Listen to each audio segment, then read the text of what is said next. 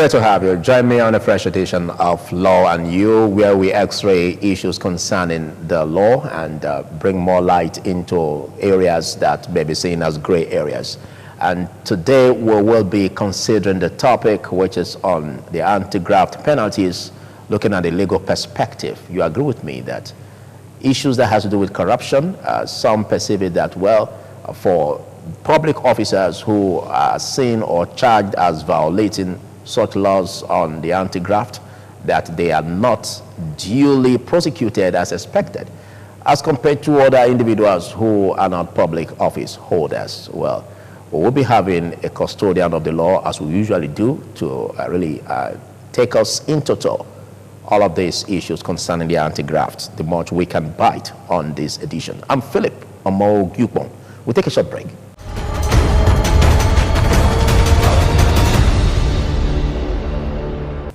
Great to have you join me and discussing this topic with me on the anti-graft penalties, the legal perspective, is a custodian of the law. By that I mean a legal practitioner, and is Matthias Obayuwana. Thanks for joining me, Matthias. Thank you, Philip, and good afternoon, viewers. Well, there's this strong impression, or some even don't really understand what anti-graft is, what corruption is.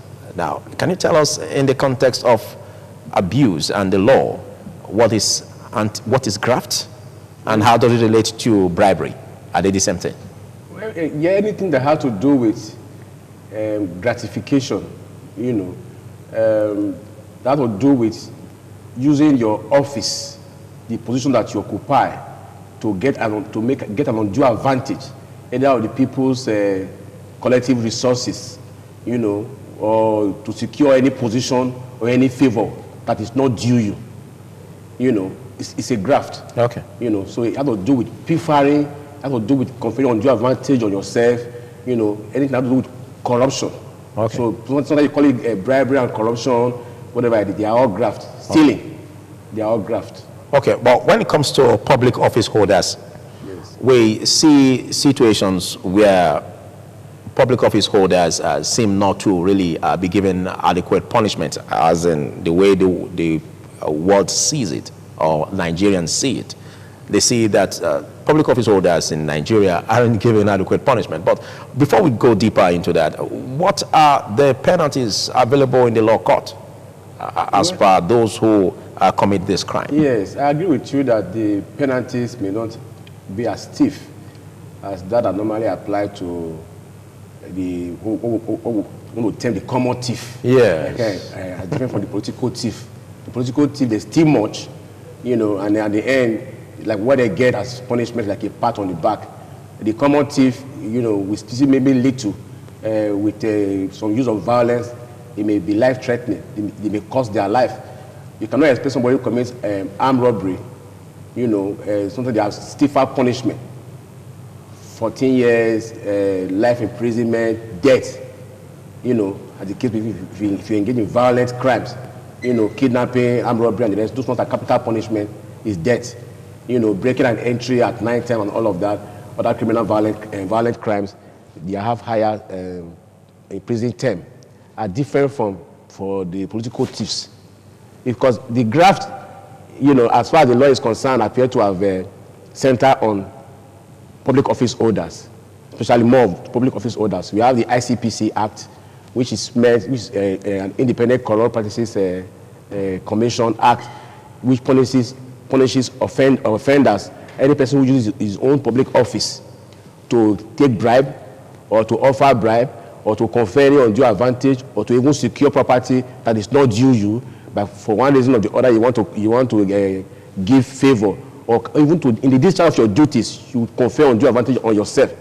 Under the ICPC Act, if you check the penalties for offenses there, maximum, some of them are maximum 5 years imprisonment, and the others are minimum 5 years imprisonment. For example, now for bankers, you are expected to report certain transaction, to the various agencies that will be put to create a check on whatever transaction are taking place. If those bankers don't do that, there are punishment that goes for them. Maximum 5 years imprisonment, minimum 3 years imprisonment. For offenders, they also have minimum punishment. Some they give you minimum punishment of 5 years for offenders. Those who engage in graft, minimum 5 years imprisonment. That minimum 5 years imprisonment appears to be the least that any court can give. That means the limit. There is no end to the number of years that such a person can be given. But how often do they implement that? Because when you have a maximum prison term, that means you cannot go below that prison term. Yeah. If anybody commits an offense, if it's maximum, 5 years, maximum prison term, the least the court can give is 5 years. If it's 5 years, so you can't go below that. You cannot go below that time. You can go above it. So maximum term, minimum term imprisonment. But more often than not, they don't even give that number of years that we expect. They also you are giving 99 years imprisonment, you're giving 80 years imprisonment, you're giving 70 years imprisonment. They always regulate it along that line. If the maximum term is 5 years, you may be giving 7 years, you may be giving 8 years. To ensure that if the minimum term is 5 years, you may be giving 7 years or 8 years, rather than maybe giving you a prison term that can be commensurate with the kind of money that you are taking. Okay. You will not expect somebody who are taking 80 billion naira, for the kind of offenses that you are seeing now. An officer, a public officer, is being accused now of taking 80 billion naira from our coffers. At the end of the day, by the time the person goes through trial, the maximum term probably may be 5 years imprisonment, or the minimum term may be 5 years imprisonment. You expect the presiding judge to have awarded the prison term maybe of 70 years, 80 years, commensurate with the money that you are taking. But at the end of the day, after all the trial, you may end up giving 7 years, or even the second maximum 5 years. Okay, but can we call that justice? Because if you look at what you just said, huge amount of money being stolen, and it's expected that this huge amount of money would have been used to, take care of road rehabilitation, road reconstruction, take care of the health sector, and as a result of these bad roads, bad health facilities, poor health care, people die in the process, then bad roads, people die in the process of having accidents. Is this not also a way of trying to reduce, the consequence of these public officers who should have been given much punishment, looking at the consequences that it would have had on those who will receive it at the tail end, at the point of poor services that are not For those, we are in this country where we heard of those who stole pensioners' money. Yes.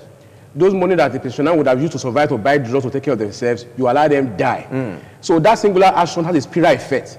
So the lawmaker should look at that law and create a stiffer punishment, other than just putting a maximum prison term or minimum prison term. They should. I am proposing that they can make it a capital offense, like you have in China. So if you are a public officer and you engage yourself in graft in such a way that you will not jeopardize the life of other persons, getting a maximum 5 years or whatever term imprisonment for 14 years at most is not even sufficient for me. Such a person should be made to pay the supreme sacrifice, because I came to some other person who come to your house with a gun or with violence to rob you of your property. If such a thing happens, even if they take your 5,000 naira or even 500 naira or even 1 naira in the process, where they were armed in doing it, that is capital punishment. So if a such an individual we call a common thief or the common armed robber can be sentenced to death for using force of arm to deprive you of your possession, in such a way, whether or not death occurs in the process, once it is established that you use force of arm to deprive the other person of his possession, no matter how valuable or how minimal the value of the material taken is involved, is death. Okay.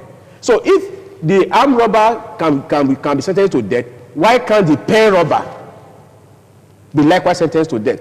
So for me, it's like a pat on the back for them. There are several legislation that are put in place. The EFCC Act is there. The ICPC Act is there. And several other Money Laundering Act is also there. The Criminal Code, they are all there. All of these things are all, they are targeting public office orders. If you take money from a public office and you put that money in another account, and then maybe use that money to buy properties, and all of the other persons is going hiding properties for you, all of these constitute offenses under the Money Laundering Act. So if you are engaged in such things, what they end up doing, they give you prison term, maybe a maximum 7 years, whatever it is. I've never seen a prison term of more than 21 years, or the minimum term of 21 years. Okay. The minimum term that I've seen is 5 years. If they give you that fine, okay, they tell you that, okay, fine, the minimum is fine. That means the latitude is there for the judge to give any the amount of years that person could spend. It is not the same if you make it the capital punishment, because often or not, you make it that kind of offense, they go get it scot-free with it because they pay fine to get away with it. If it's capital punishment, you cannot pay a fine to get away with it. In China, the economy is developing because public office holders are afraid to pilfer, to touch public funds for their use. If they do that, they know the consequences. But here, it's not the same. So for me, they should put it at par. The same punishment that go with the armed robber should also go with the pen robber, because the same gravity of offense. If you deny me funds that I could use to take care of myself, you use your pen to steal my phone, and people now die in the process, that is also a violent crime in itself. Doesn't matter that you sat down in the comfort of your office and funds are being transferred, figures are being changed, and then for that reason, people are being deprived, their resources, and they die in the process. And you not call that the violence. That is violence against the people. Okay. So it's akin to a man who came with a gun, to steal property from you, what they call armed robber. So the armed robber, according to Fela, and the pen robber, they should be the same. They should be given the same treatment. So don't give a pat on the back. So the offenses given under the anti-graft agencies or the anti-graft laws that we have in this country, for me, is not sufficient. Okay. The argument cannot fly to say that the judge has the latitude to give as much as they want to give. They should make it capital punishment. That will be the only thing that can discourage them. We should put it at par with those who engage in violent crime like kidnapping and armed robbery. Those punishments are capital punishment which takes their life. Okay, on the scenario painted concerning the fact that such amount of money that have been taken, could have been used for fixing up the roads, health sector, and all that, which would have prevented deaths and all that. Don't you, because you said earlier that minimum of years of sentence could be like 5 years. Yes. And so you can have latitude, you can have maximum of maybe, you can have 100 years. Yes. Now, doesn't that fall in the purview, irrespective of the fact that stricto sensu, the law is not saying that for such offenses that would have led to deaths of the citizens as a result of the money stolen, for the very fact that the law did not say stricto sensu, that so amount of years should be apportioned. Yes. Isn't it in the purview of the judiciary, of the courts, to so apportion the number of years, looking at the gravity? Yes, ordinarily they ought to have done so. There are too many intrigues at play. We are in this country where a certain person was tried and sentenced to a number of years imprisonment. And then an appeal was taken against that decision, and they said the judge who delivered the decision had been elevated to the higher court at the time he was given that decision. So in such a case that he was now acting outside of his authority. You are now of a higher bench, and now you deliver the decision at a lower bench. So the entire thing that was done, both the conviction and all, was quashed. The same man was asked to come out. All the kind of decisions that are coming forth. Somehow there are some influences, unseen hands behind it. The other that when you say unseen hands, are you talking about the manipulation from the executive? You cannot rule it out. You cannot rule out the influence of the executive. You cannot rule it out, because we have seen cases in this country where certain judges try to be independent, and for their independence, we have seen what happened to them. People go to attack them, in the dead of the night, under the pretense of fighting crime, or suspecting that they have kept money in their houses. All of that was to overawe them, was to, embarrass them, and to bring them to subjection in such a way that every judge who does not want to be intimidated must learn to comply. And these are unseen forces, those hands that causes the influence from behind. When somebody says that if you join my party, your sins will be forgiven. Your sins being forgiven does not rest at the level of the executive. There are other unforeseen, hands that goes to play from behind. So you are either willing to comply, or if you will not comply, if you will not bend, you will break. Okay. And we are seeing instances where certain persons, a CJM was removed from this country by an ex parte order of a tribunal. When that happened, certain persons went to court to say, look, this removal was wrong.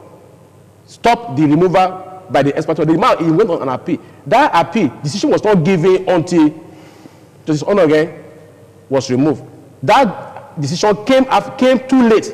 They could have hurried about to have given that decision, but I'm sure they didn't have the courage to have given that decision at the time to say, look, this order to remove this man is wrong. You cannot do that. But everybody was saving their head. So because they were saving their head for certain other from the executive, who were actually added to overall them and bring it to subjection, everybody was saving their head. So the same way, you can also find some influences where a matter is going on and a call comes across. And when that comes across, you know the meaning of that. So the courage to actually impose this prison term on these politicians, all these looters of our public treasury, is not there. Then the punishment is capital punishment. When it is found that this person has committed the offense, just like you would do to the armed robber and say sentenced to death. Who's going to make the laws? Who's going to make the laws when they are the same politician? Of course, it's the same politician. If you tell them now, that make this law, the same way you say somebody who commit armed robbery should be sentenced to death, let it be sentenced that any people that commit the pen robbery should also be sentenced to death. They will not do so. So we should continue to press so that you can place at par the armed robber and the pen robbers, because the pen robbers, they are doing so much harm. The money that the armed robber will take, if a pen robber, if the armed robber can have access to what a fraction of what the pen robber takes, I'm not sure they don't want to go and rob. The man there is getting into violent crime because the resources that is needed to give him employment, to give him housing, to give him medical, to give him food, to create an environment for him to thrive and live out his life and his dream, have been denied by the pen robber. The pen robber steals resources that you cannot have it to give to him, and the man goes into violent crime trying to survive. The same man that you are placed in that situation, you say you have committed an offense, you must be sentenced to death. The man who places you in the situation, they give you a pat on the back, say, well, minimum punishment is 5 years. The judge has a latitude. What courage? How many of the judges have you seen that had the courage to have given such prison term? To even say, okay, I have a latitude to give you a prison term. Now I'll give you 100 years imprisonment. Go and language that in Thank you. In the kingdom of God. In case you're just joining us, it's Law and You. We've been having a very, very robust discussion with the custodian of the law, Matthias Obayuwana, and we're looking at the anti-graft penalties, what the law has to say in respect of apportioning punishment in this regard. Well, but let's stretch it further, because in the course of discussion, you may mention of the 80 billion or 84 billion naira saga. And at present, the EFCC has released the suspended Ahmed Idris, the suspended Accountant General of the Federation, has released him from bail, on bail. And what that signal to Nigerians is that this case may be swept under the carpet. Of course. Now, what is the position of the law or groups or individuals to monitor this progress, to make sure that prosecution is made to the letter in this regard? Well, the only thing is for the civil society, to continue to press that the right thing should be done. The government, they are in charge of the police. The executive, they are in charge of the police. They are in charge of the appropriate agency of government, the FCC and all of that are doing the investigation. They appoint them. They finance them. So they can also dictate to them what they should do. It is only when the case eventually comes to the court that the judges will do their own part. And even when some of the judges are even doing their own part, like I said, you cannot rule out executive influence over such matter that has been handled for politicians. The kind of leverage you give to them. Somebody committed an offense now, and you have already said over 84 billion. And by the time it was even released, I understand the money has even gone beyond about 174 billion. Beyond 84 billion. So now, and you had the temerity to release such a person on bail.